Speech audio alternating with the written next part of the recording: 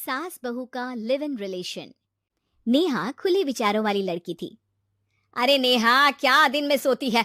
ससुराल में ऐसा नहीं चलेगा। वहां तो काम करना पड़ेगा। काम जितना काम होगा कर लूंगी माँ, पर अगर कोई ये कहे कि सारा आराम छोड़कर सिर्फ काम ही करना है तो ना भी ना, मुझे नहीं करनी शादी। अरे कैसी बात कर रही हो? अच्छा चलो जाकर नहा लो, मैं नाश्ता लगा देती हूँ, फिर तुम्हें कॉलेज भी तो जाना है। नेहा कॉलेज के लिए निकल जाती है। वो सोचने लगती है कि ससुराल में वो कैसे मैनेज करेगी। क्या हुआ नेहा, परेशान लग रही हो? अरे यार, तू तो मुझे जानती है ना, मुझे अपनी लाइफ बिल्कुल परफेक्ट चाहिए, लेकिन लग नहीं रहा लोग मानेंगे। यार कहीं मेरी शादी ऐसे घर ना हो जाए जहां मेरी जिंदगी ही नरक हो जाए। अरे मैंने ना कल एक इंग्लिश फिल्म देखी थी, उसमें भी कुछ ऐसी ही समस्या थी हीरोइन की। अच्छा, तो फिर क्या किया उसने? उसने तो अपने होने वाले पति से साफ साफ कह दिया कि वो पहले उसके घर कुछ दिन तक बिना शादी के रह कर देखेगी, और अगर ठीक लगा तो ठीक, वरना तेरे मेरे रास्ते अलग। अरे हाँ यार, ये तो बिल्कुल सही आइडिया दे रही है तू मुझे। चल मैं तो चली, थैंक्स यार, तूने मेरी प्रॉब्लम सॉल्व कर दी। ये बोलकर नेहा खुशी खुशी वहां से निकल जाती है, लेकिन पीछे से उसकी सहेली कहती है, अरे नेहा, नहीं नहीं, कुछ नहीं सुनना मुझे। ये बोलकर वो वहां से चली जाती है। हे भगवान, पूरी बात सुने बिना ही चली गई। अरे वो तो विदेशी फिल्म थी, वहां सब चलता है, लेकिन ये तो भारत है, सभ्यता और संस्कारों वाला देश, जहां शादी से पहले लड़की को ससुराल में नहीं रखा जाता। खैर, नेहा मस्त होकर घर आती है। नेहा, कल तुझे लड़के वाले देखने आने वाले हैं, और हाँ, इस बार कोई बहाना नहीं चलेगा। हाँ हाँ, आने दो आने दो, मैं तैयार हूँ शादी के लिए। अगले दिन लड़के वाले आते हैं, जहाँ लड़का कहता है, मुझे अकेले में लड़की से कुछ पूछना है। हाँ हाँ, क्यों नहीं बेटा, जाओ नेहा, घर तो दिखा दो इन्हें। नेहा भी खुश हो जाती है कि उसे मौका मिल गया है लड़के से अपनी शर्त रखने का। देखो, मुझे ना शादी से बहुत डर लगता है। पता नहीं कैसी लड़की आए, तालमेल बना पाए कि नहीं मेरे परिवार से। मैंने कई घरों में रोज का क्लेश होते देखा है। तुमने तो मेरे दिल की बात कर दी। मैं भी यही सोच रही थी कि भाई सास तो अच्छी होनी चाहिए, पति सपोर्ट करे ना करे, रहना तो पूरे दिन सास के साथ है। लेकिन मेरे पास ना इसके लिए एक बहुत अच्छा आइडिया है। अच्छा, कैसा आइडिया? क्यों ना शादी के पहले मैं कुछ दिनों तक तुम्हारे घर आकर रह लूं, तुम लोग मुझे समझ लेना, मैं तुम लोगों को समझ लूंगी। ठीक लगा तो शादी, वरना टाटा बाय बाय। क्यों? लड़के को नेहा की बात में दम लगता है। वो घर के सभी लोगों के सामने नेहा की बात रखता है। अरे पागल हो गई है क्या? ये कैसी शर्त है? अरे शादी से पहले मैं क्यों तुझे किसी और के घर भेजूंगी रहने? अरे लड़की के ख्याल तो 20 साल आगे के हैं, इतनी भी खुले विचारों वाली लड़की नहीं चाहिए हमें। अरे माँ, क्या बुरा और गलत बोल रही है ये? रहना तो हम दोनों का है ना। कल को कोई परेशानी आई तो तुम सब तो ये बोलकर निकल जाओगे कि जिंदगी तुम लोगों को ही निभानी है। तुम लोगों को जो करना है करो, तब क्या करूंगा बताओ? सबके समझाने पर वो लोग मान जाते हैं। वाह, मैं 2-3 दिनों में पैकिंग कर लूंगी, तो आकर मुझे ले जाना। और नेहा पहुंच जाती है विशाल के घर। आओ आओ, ये रहा तुम्हारा कमरा।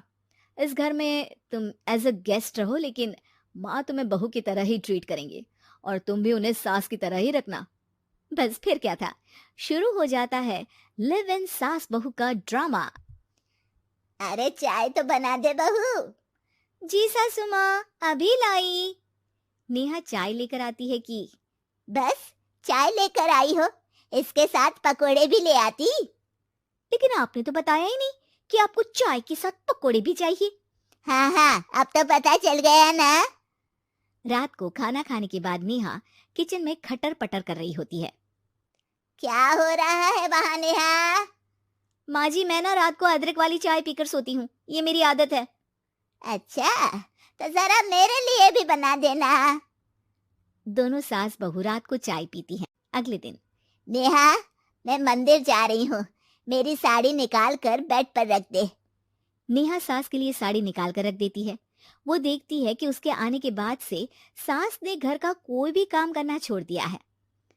यार मैं क्या करूं? ऐसा ससुराल तो मुझे नहीं चाहिए था जिसमें मैं ही सारा काम करूं। मैं तो ऐसा घर चाहती हूँ जहां सास और बहू दोनों मिलकर किचन में काम करें।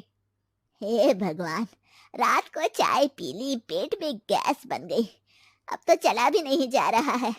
मुझे तो ऐसी बहू चाहिए जो हेल्थ के प्रति कॉन्शियस हो, क्योंकि वो ठीक रहेगी तभी तो मैं ठीक रहूंगी। दोनों समझ जाती हैं कि वो लोग एक दूसरे के लिए नहीं बने हैं।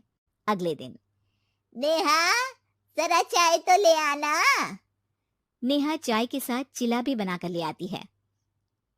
सास खा पीकर सो जाती है।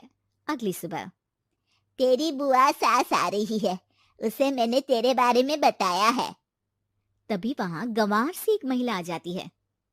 चलो यहां से निकलो, कुछ नहीं है खाने के लिए, जाओ। ए नेहा, तमीज से बात करो, ये मेरी ननद यानी आशीष की बुआ है।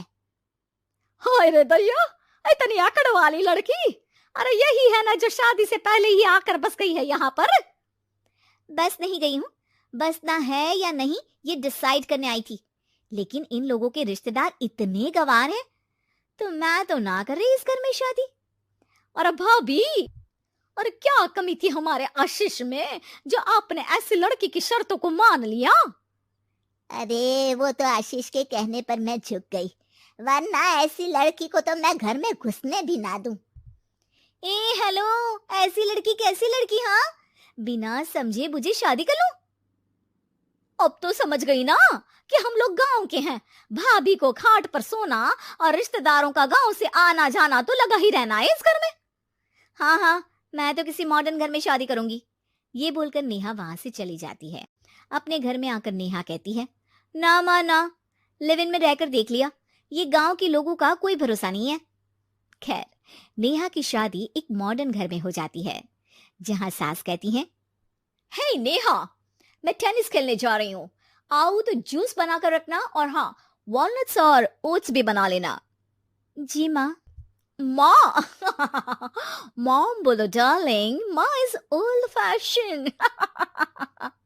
बेचारी नेहा सर पर हाथ रख लेती है। हे भगवान, ये सास तो सास ही होती है, गांव की हो या शहर की।